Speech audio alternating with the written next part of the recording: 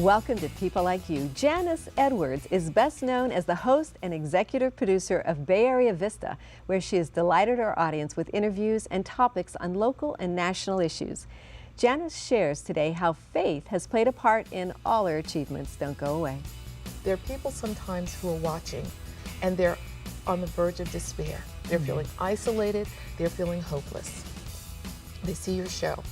They see a story about someone else who needed just someone to say, you matter, Right. we believe in Yes. you.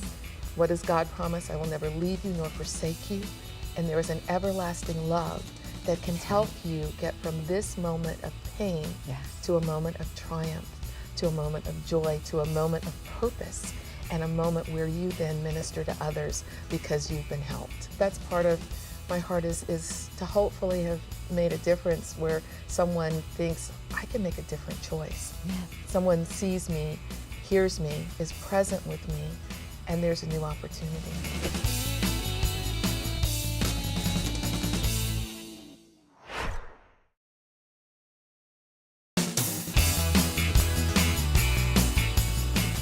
Welcome back. Janice Edwards has interviewed presidential hopefuls, actors, musicians, and others within our communities who have made priceless contributions. She is an award-winning talk show host, producer, as well as media coach, author, and an acclaimed contributor to community empowerment.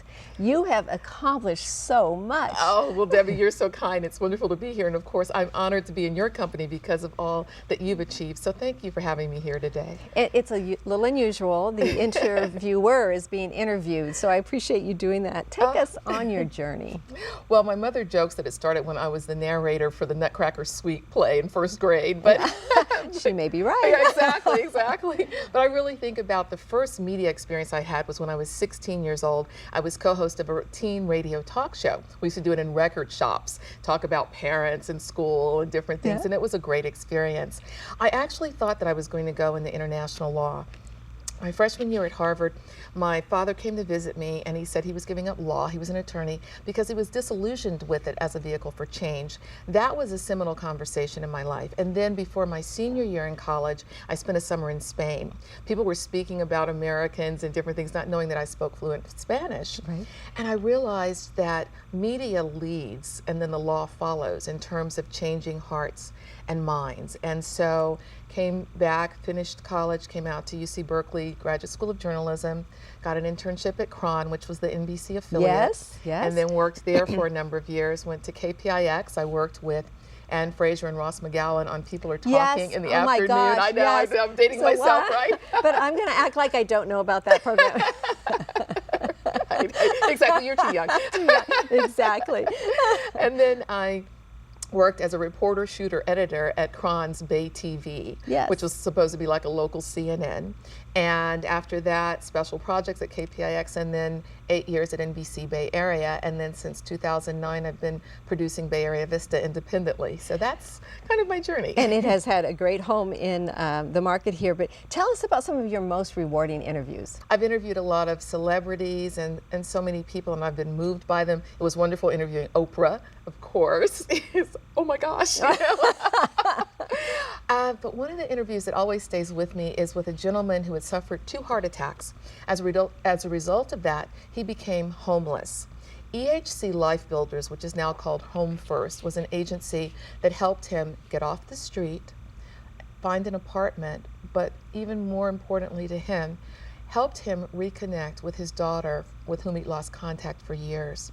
And as he sat on the set telling his story about how they gave his heart that had suffered attacks a place because his heart was reconnected to the heart of his daughter, I just felt like that's what this is about. You know, I mean, to know that, first of all, there are people who are doing this amazing work and making a difference in people's lives, and then to be able to share that, because I think, as I know you do, with people like you, there are people sometimes who are watching and they're on the verge of despair. They're feeling isolated, they're feeling hopeless.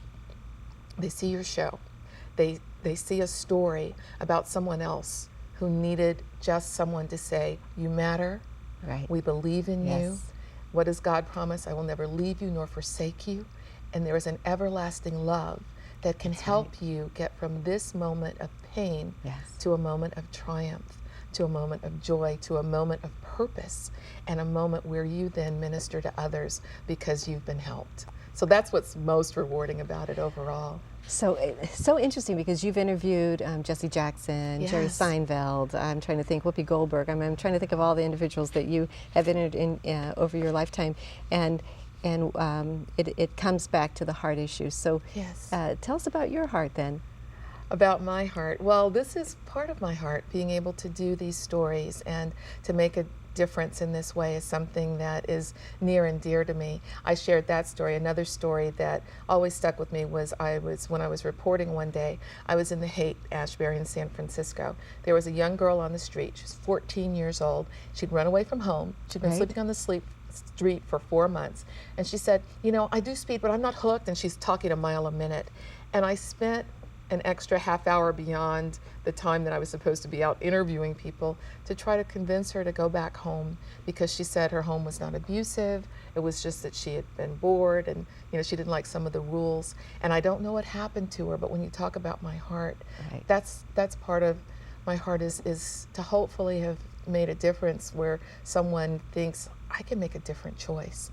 Someone sees me, hears me, is present with me, and there's a new opportunity. Is that the purpose of Bay Area Vista? Yes, it really is. I mean, a lot of times it's great, as I've mentioned, to talk with the celebrities. So much fun. You mentioned Jerry Seinfeld, and he was hilarious, because I love that moment, as you know, when you ask someone a question and they pause because they get out of whatever they've been thinking they were going to talk about to really share with you. Something deep. Yes, and his was, I asked him the question, so what do you say to your kids that your father used to say to you? And he said, I say now. Put your seatbelt on now. Sit down now. And of course, Jerry Seinfeld has that inflection where any word can be funny. But what it also spoke to was the heart of a father. So it's showing a different side. And that's what I try to do with Bay Area Vista. Whatever we're doing, we're trying to share uplifting stories, share stories about people that you get a little bit of a different view, perhaps, than the norm, and you also understand just how alike we all are and how much we need each other when we are of kind-hearted spirits and really focused on doing positive things in the world. And some of those stories have led you even into the production of documentaries, which we'll learn a little bit about more in the show. So more with Janice Edwards when we return. When I think about just being able to do a talk show and having that gift, God's graciousness, but I felt like I had a calling for this, so this whole journey has been part of faith.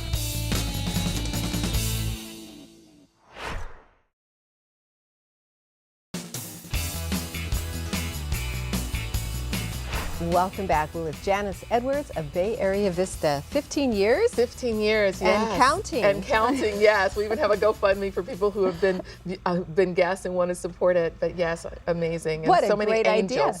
So many angels have just made it possible to continue along the way. So grateful and excited. You have worked to empower communities.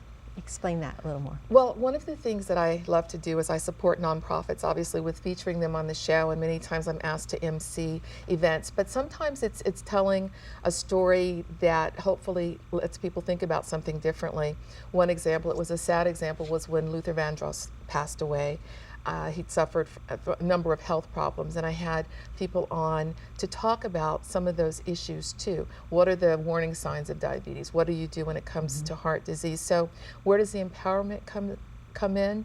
It's when you hear about something in the news, but there's a story beyond that. So we don't know what could have prevented a particular person's journey, but we do know that with information, with new practices and habits, ours might be different. So that's one of the key ways with everything, to just keep in mind that there are options. And just because something's been done one way doesn't mean that's the way we're always going to do it. How has faith played a part in your journey? Oh my goodness. It's everything to me. I think that when I think about just being able to do a talk show and having that gift, God's graciousness, it was something I dreamed of. And people joke now about haters, and especially with social media, there's so much of that. But when I was 16, a well-meaning counselor told me, well, you know, you just won first place in the nation in this Spanish contest and this and that. You shouldn't think about TV. No one would ever want to turn on the television and look at someone who looks like you. Now, he said it to be my kind. gosh. Well, I know, but you know how people say Yes. things sometimes, don't think about that career. So, but I felt like I had a calling for this. So this whole journey has been part of faith. It's been meeting other people who said, okay, I'll teach you how to do this on camera. I thought I was only going to work behind the scenes as a producer, but then I also felt a calling to be on camera. You understand this, the dual roles. And so it's been God every step of the way in my life, from the time that I remember reading the Bible to joining church, age 11, to even at being president of Methodist Youth Fellowship. It was all, it continues to be a journey of faith and connecting with people who, like I said, are really angels along the way to help me move forward. My journey has been a little bit different in that I worked mostly behind, and it was like, Lord, what do you need now? You know, I'm in. It's always been a matter of I'm in, never feeling necessarily, you know, good enough or at that, not, you know what I mean? You know, I'm in. If that's where you need me, I'm showing up. And that's what I have always done, is shown up. And you know, it's funny, I don't know if you face this, but because I first started behind the scenes, when I started to work on camera, I noticed some people talked with me more slowly. Like they thought because I was on camera, maybe I couldn't understand, you know, that stereotype that they have of people on camera. I said, really? But you didn't face I don't that. know, but I'll look for that now, I guess. No. Give me a scripture. When we met, there was a scripture. What is the scripture that's on your heart right now? One of the ones is Mark 11:22 through 25. Have faith in God, for verily I say unto you, you can say to this mountain, be thou removed. And you know, it goes into that, praying, believing you shall have whatsoever you say. And if you have aught against another, forgive. Even as your Heavenly Father has forgiven you. I think that that's so important, because you're talking about faith. It speaks to faith. It speaks to looking at obstacles and not seeing the obstacle as the final answer. And then it speaks to that sense of being able to leave the past behind, to forgive those, to forgive ourselves sometimes, so that we can move forward in a way that continues to be a light to others and to do what God would have us do. Prayer, how does that fit in? Oh my gosh, my gosh, prayer is just such a powerful weapon. I start my day with it every day, and I see it move mountains. One of the shows that really touched my heart was one about Dr. Susan Richards. She's a physician at Stanford who became an ordained minister. Through the power of prayer, former quadriplegics are now climbing mountains. Yes. Prayer changes environments, changes hearts. It is part of what makes all things possible. We're instructed regarding that. And some people will say, oh, you're a prayer warrior. And I like that sense of having that sword or Bible, you know, to really vanquish enemies, to say to people, no, whatever you've been told may not be the final answer. Because with God, all things are possible. And prayer, and to join together in prayer, is so powerful. That makes a difference. But just for people to have hope and understand that everything in this world that we know has been transformed through the power of prayer. There are so many testimonies about it. And it's such an important part. I think, yes, my daughter and I prayed this morning on the way in, and then I got a text from her later that just had me bawling. That thank you for the intercessory prayer this morning, and her day started out completely different. Just a level of prayer that, because I am weak, but He is strong. Yes. So the mountains that I can't climb on my own, just as you talked about, are the mountains that He can get over in seconds. Exactly. So it's important, I think, a part of anyone's life, and especially, I think sometimes when you're the most discouraged, you feel as if, all right, prayer didn't work, throw that out the door, or, you know, faith doesn't work. And I think that's where you need it the most. You need to dig in, and you need to get back to the basics, and you need to pray and get through that, and so much more. You did a documentary I want to talk about when we come back, so I'm so glad you're here. More with Janice Edwards when we return. What she has done is helped so many achieve dreams that they never thought were possible.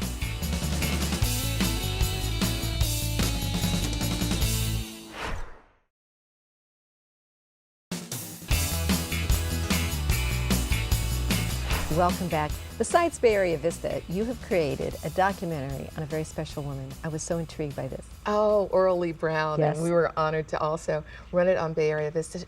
Amazing story. She promised a group of first graders that if they stayed in school, she would pay for their college. She kept that promise to them, and at the time she was making $40,000 a year, and she set aside $10,000 for these students. And to this day, she has put over 82 students through college and helped 132 total because some went to trade school. They call her Mama Brown because she has such an amazing heart. Well, we selected a piece of that documentary that we want to show right now. You'll enjoy this. What she's done courageously, standing up and saying, I'm going to send kids to college. And, you know, she shows what one person can do with commitment in your heart and an undeniable passion. Especially growing up in Oakland, like transitioning to a very wide university campus like UC Davis, it was very intimidating. But I think Ms. Brown really helped with like reminding me of my strengths and just providing that reassurance and support that she consistently gave us. She is a mama, like my mom. I consider her like she has that warm feeling when you like are near her. She provides that structure that we need to succeed. So we all have like different cheerleaders in her life, and she's been kind of like, you know, the general cheerleader. Even if we're staring to the wrong side of the track, she puts us back in line, and she just continues to do that.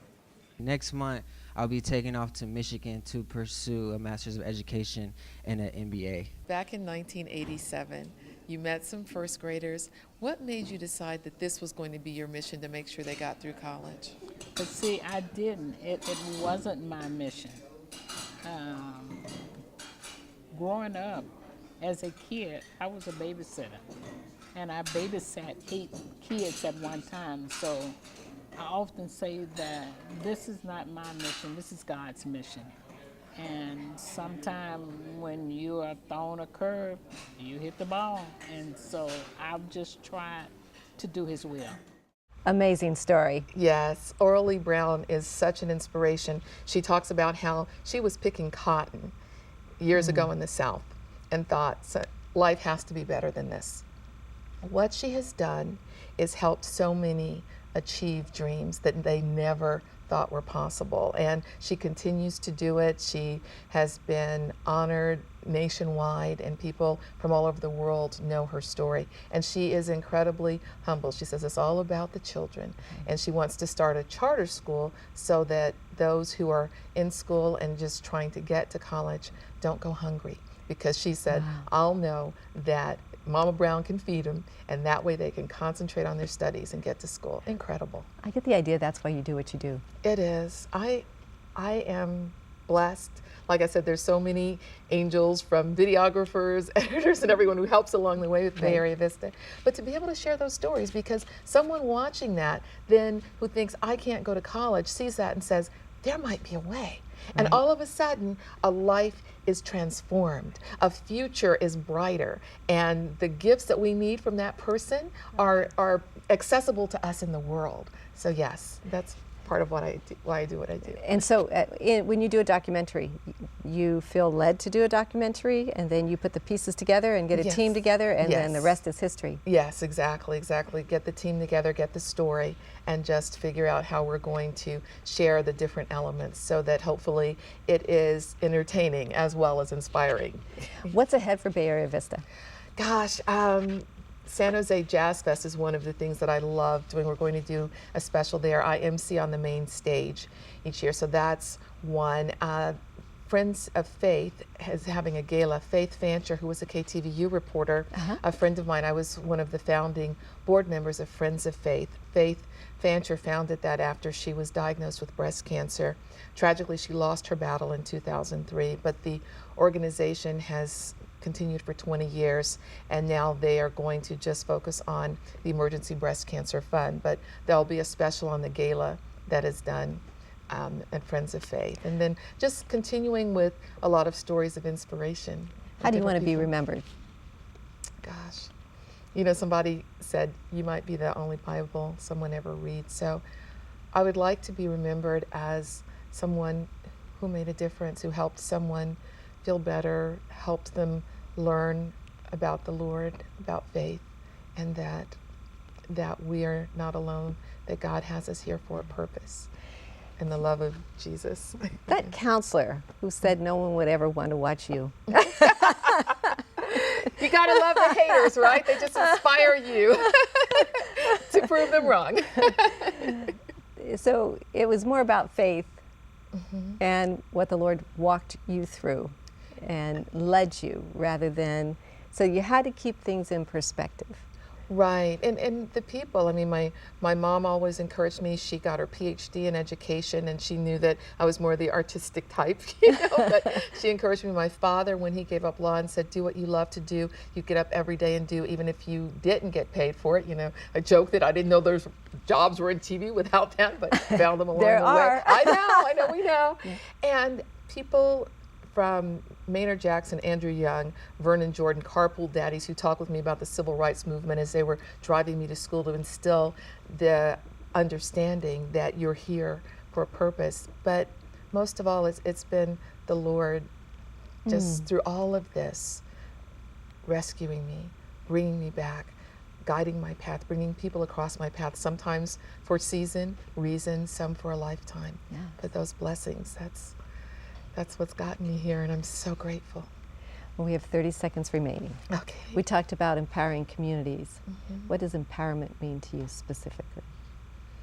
I think empowerment means, first of all, understanding that you're loved. It means a self-love. It means keeping toxicity out of your life so that you can really move forward. It means standing on the word and the promises, because like you said, we might be weak, but we are strong. And we can do all things through Christ who strengthens us. Yes, that's what empowerment is. Thanks for being with us. Thank you so much. It was For my pleasure. more information about Bay Area Vista or to get in touch with Janice Edwards, visit bayareavista.com or KTLN.tv. Remember that KTLN is a donor-supported ministry, and programs like this one are made possible through your support. Thanks for being with us, and we hope you'll join us again next week.